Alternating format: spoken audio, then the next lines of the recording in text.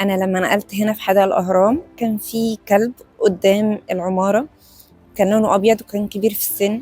كان طيب جدا، كان هو بيتحاول دايما ان هو اللي يبقى بيجي معانا ويلعبنا. بس انا بصراحه طول عمري كنت بخاف من الكلاب والقطط وبجري منهم زي اي ناس يعني.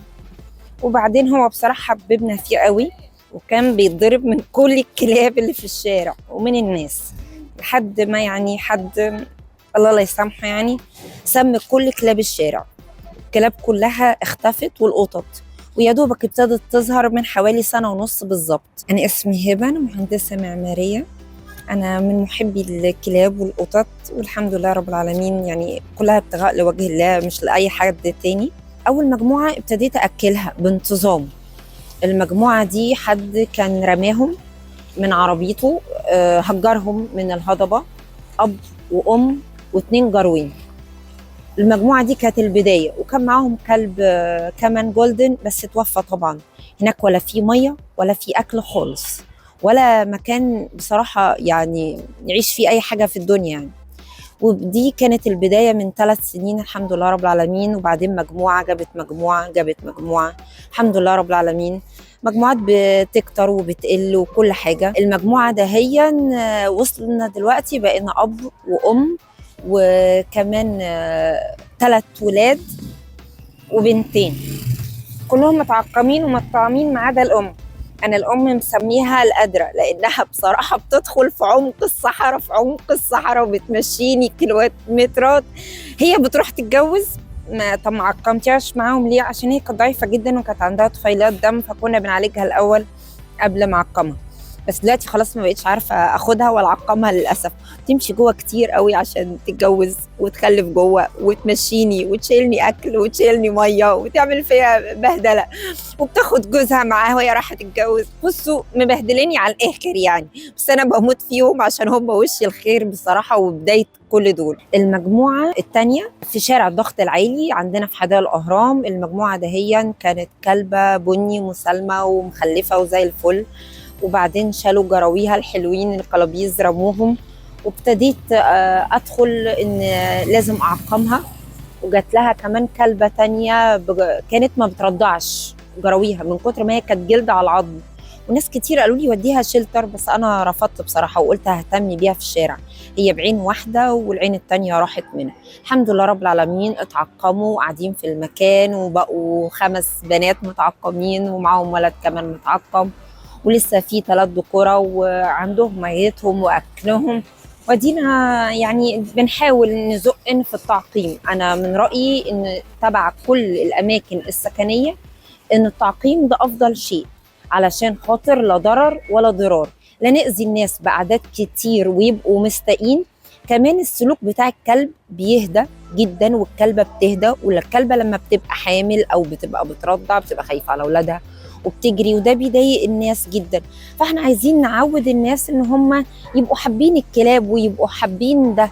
ثالث مجموعة بقى عندي كلبتي لطيفة عزيزة، دي كلبة واحدة بس. الكلبة دي كبيرة عندها 9 سنين، بتتحرك من حتة لحتة لحتة لحتة.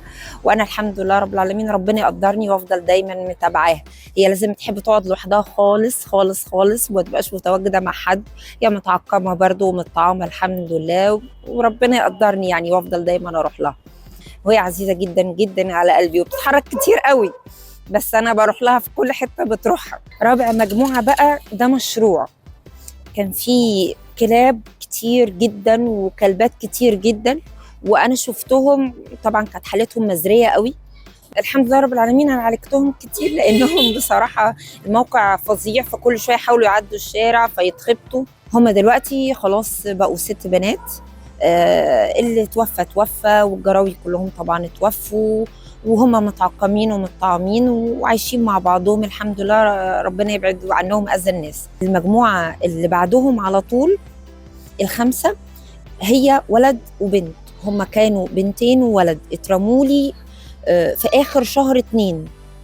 جراوي صغيرين خالص. انا المكان بتاعهم عباره عن جزيره ما بين شارعين رايح جاي، مكان رهيب. مرمين لي من اخر شهر 2. لهم اخت توفت نتيجه ان الراجل اللي كان بيسقي الجزيره اللي في الوسط ضربها على راسها. فهم ولد وبنت، وانا مسمياهم بكيزه وزغلول.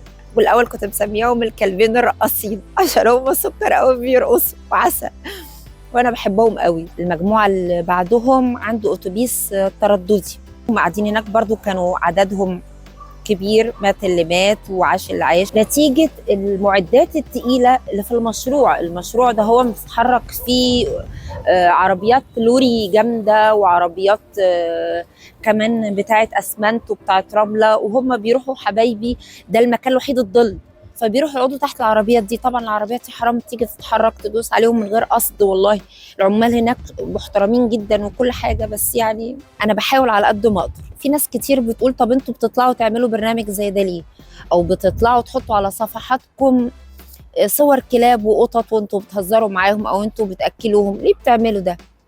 انا بنشر الوعي، نوعي ببرنامج زي ده، نوعي بفيديوهات، نوعي ان احنا نقول لكم في هنا كلابها خدوها وقاعده بتعيط فعلا، بتبقى بتولول وبتعيط وبتدور عليهم، وبيبقى شيء مؤذي جدا.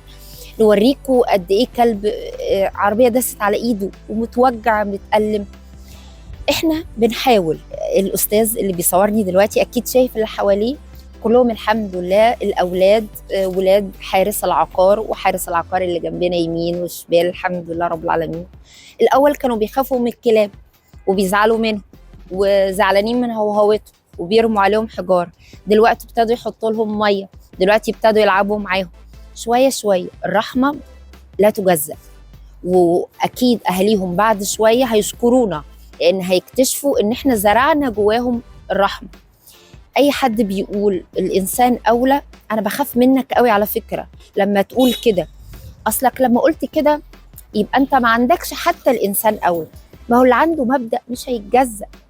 وانا كمان صدقني من غير ما اقول لك انا هعمل ايه للانسان، مش هطلعه ومش هبينه، عشان هحترم جدا اني اتعفف ان هو اوري له حاجه. ولادي ابتدوا هم كمان يحبوا الكلاب، حتى جوزي اللي كان عنده اعتراض على الكلاب وعلى القطط ابتدى يحبهم الحمد لله رب العالمين. اصل انا لما هعلمه الرحمه هيرجع لي انا، هيرحمني انا بعد شويه وباباه.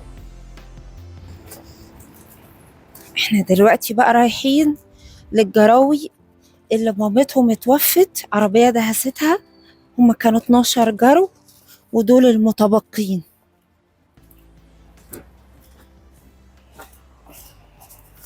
أنا حاولت أستعمل الهندسة أعمل فيها شيء مفيد، الحمد لله رب العالمين. أدي البيت بتاعهم، هما ولد وبنت.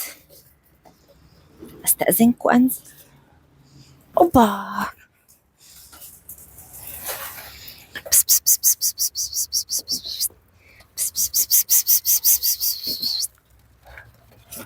مشي مشي من غير عضعض، من غير عضعض، من غير عضعض. فيه هما ولد وبنوتة عسل.